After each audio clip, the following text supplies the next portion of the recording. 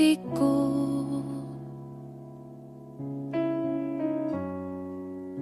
Berterima kasih Yesus, Kau mengasihiku.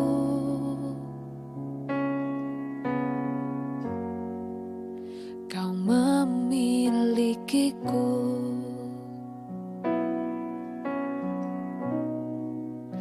Hanya ini Tuhan persembahanku, segenap hidupku, jiwa dan ragaku.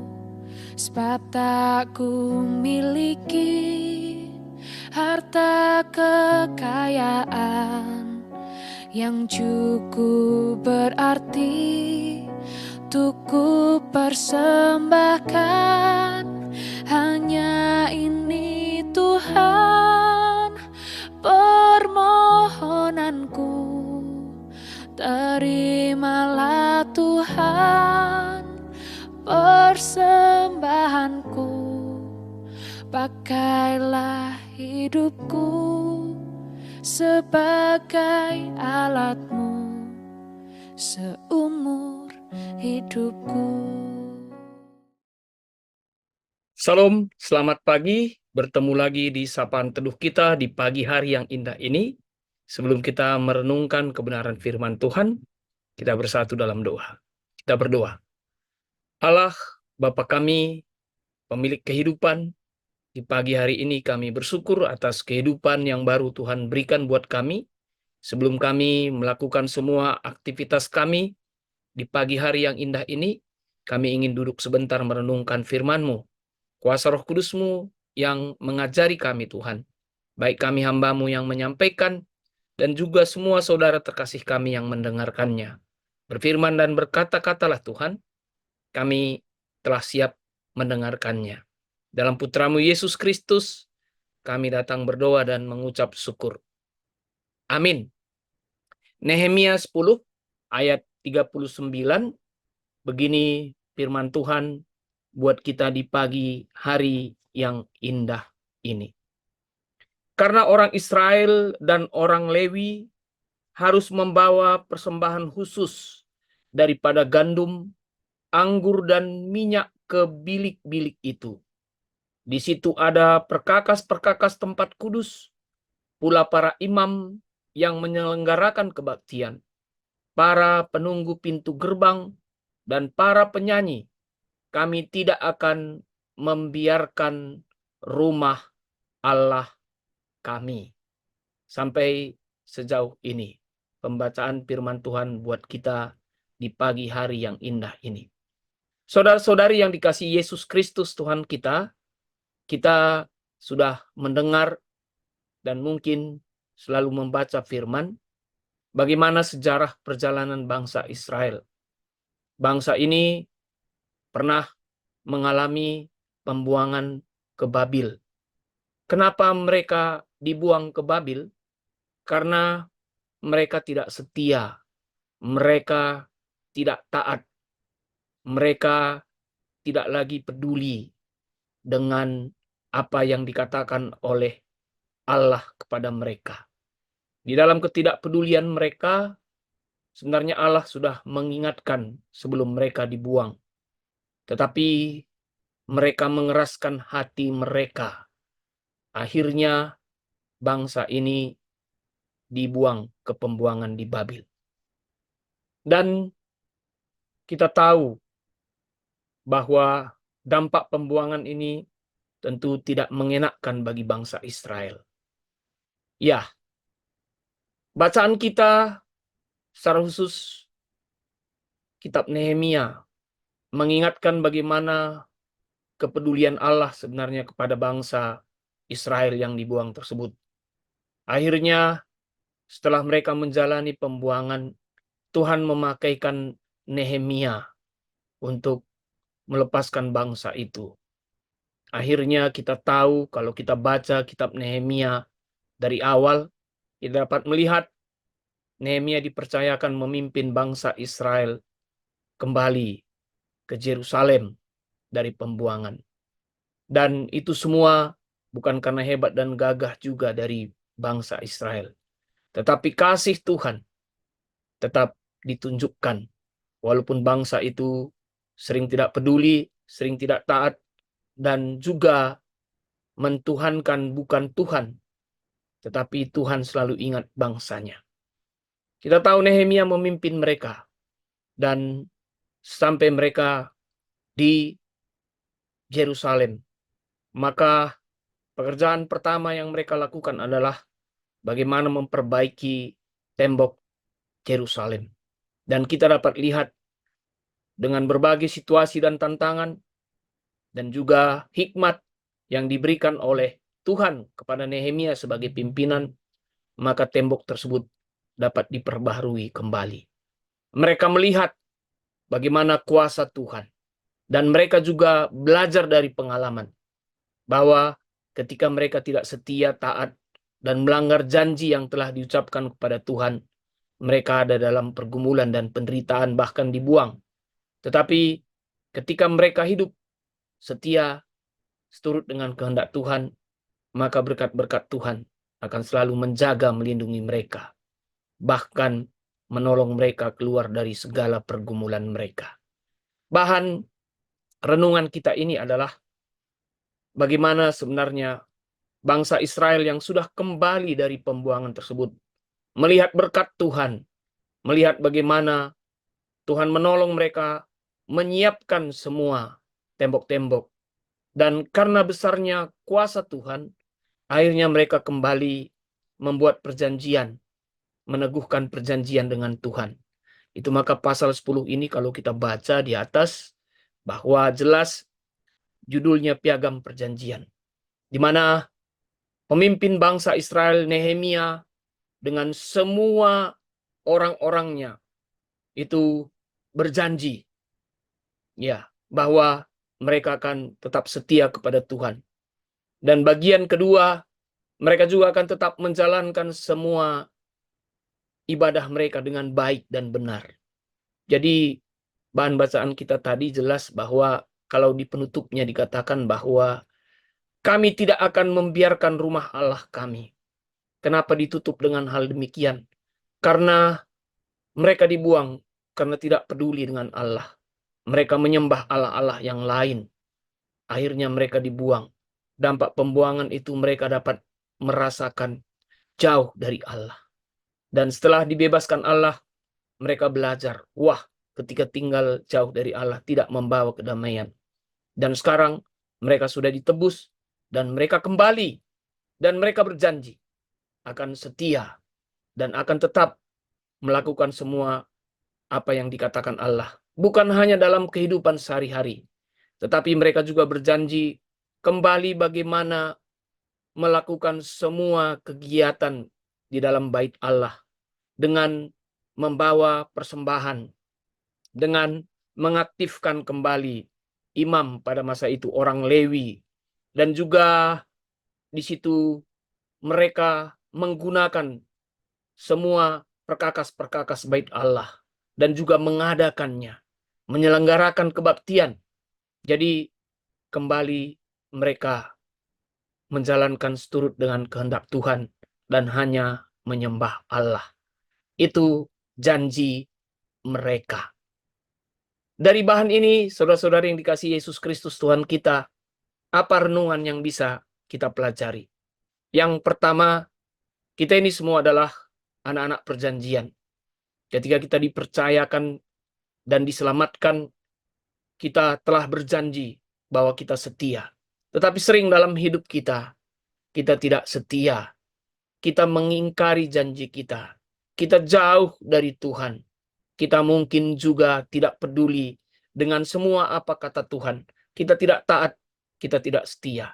Kita tahu ketika kita tidak setia, maka ada konsekuensi yang terjadi. Sama seperti bangsa Israel tadi. Mereka dibuang supaya mereka sadar. Mungkin hal itu juga pada kita saat ini terjadi. Mari, ketika hal itu terjadi, ingatlah janji-janji kita. Kembalilah dan datanglah kepada Tuhan. Kemudian yang kedua, saudara-saudari yang dikasihi Yesus Kristus Tuhan kita, Di sini dikatakan janji itu berlaku bagi semua orang. Nehemia sebagai pemimpin, imam, Lewi, semua menjalankan janji itu. Jadi tidak peduli siapa kita, apa posisi kita, apa jabatan kita.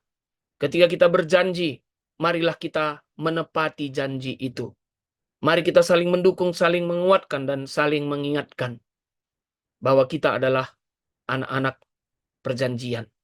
Dan apa yang diaturkan pada masa itu, baik memberikan persembahan, datang beribadah, menjalankan tugas, dan juga mempersiapkan perkakas rumah ibadah dan lain sebagainya, itu bukan sesuatu yang baru. Hal itu sudah mereka lakukan pada masa lalu.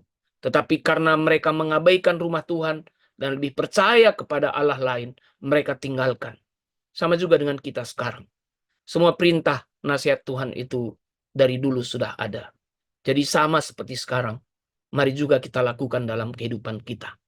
Yang ketiga, mari kita lakukan semua itu, baik dalam beribadah, baik melakukan tugas-tugas seperti orang Lewi, semua kita lakukan dari hati, dari kesadaran. Kami pernah membaca buku menggambarkan kita ini seperti anak. Dan ada beberapa jenis anak sebenarnya dalam kehidupan ini. Yang pertama, ketika ada janji atau ada tugas, ada tanggung jawab diberikan, anak yang menyadari tugasnya sebagai seorang anak akan melakukannya dari hati yang tulus. Sehingga dikatakan orang tuanya, "Hai nakku, taatlah, dengarlah nasihat orang tuamu, dan berjanjilah setia." Maka dia dari kesadaran hatinya, dia melakukannya. Karena dia tahu dia anak. Itu anak yang pertama. Ada juga anak yang kedua. Dia mau setia dan taat dan mendengarkan janji. Karena dia diiming-imingi dan mau berkat. Ya, mau berkat. Ya, banyak kita mau berkat. Hanya mengejar berkat, baru kita setia dan taat.